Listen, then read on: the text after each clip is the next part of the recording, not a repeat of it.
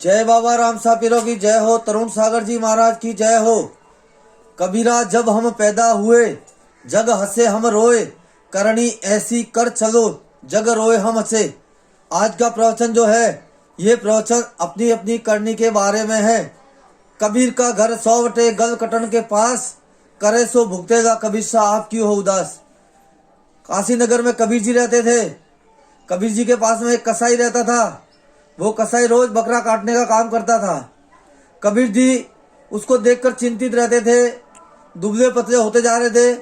तो एक बार भगवान साधु वेश में आए और कबीर जी को पूछा कि कबीर जी आप दुबले पतले क्यों हो रहे हो। तो कबीर जी ने बताया कि मेरे पास में एक कसाई रहता है, वो रोज बकरे को काटता है, उससे मैं चिंतित हूँ। तो साधु वेश में भगवान ने कहा कि आप चिंतित नहीं होना, उसका कर्म वो भुगतेगा। तो उसके बाद में थोड़े दिन बीत गए, कसाई मर गया। कसाई मर गया तो वो एक हाथी बन गया। हाथी बन के दो चट्टानों के बीच में फंस गया और जितने बकरों को उसने काटा था वो सब कीड़े पड़कर उसके ऊपर उसको खाने लगे। फिर भगवान साधु वेश में आए और कबीर जी से हालचाल पूछा। कबीर जी ने कुशल मंगल बताया और फिर वो घूमने निकले जंगल में। वहां घूमने निकले जहां पर जो हाथी खड़ा था।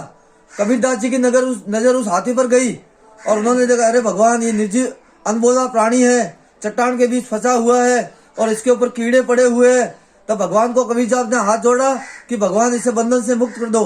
बोले कबीरदास जी ये वही कसाई है जो आपके पास में बकरा काटता था और जितने बकरे इसने काटे वो बकरे सब कीड़े बन गए और इसको आज खा रहे हैं, ये अपना कर्म भुगत रहा है। कबीरदास जी ने कहा भगवान चाहे कुछ भी है आप आज तो इसे माफ कर दो। फिर कबीरदास जी के कहने से भगवान ने उसे माफ कर दिया। जय तरुण सागर जी महाराज की जय हो।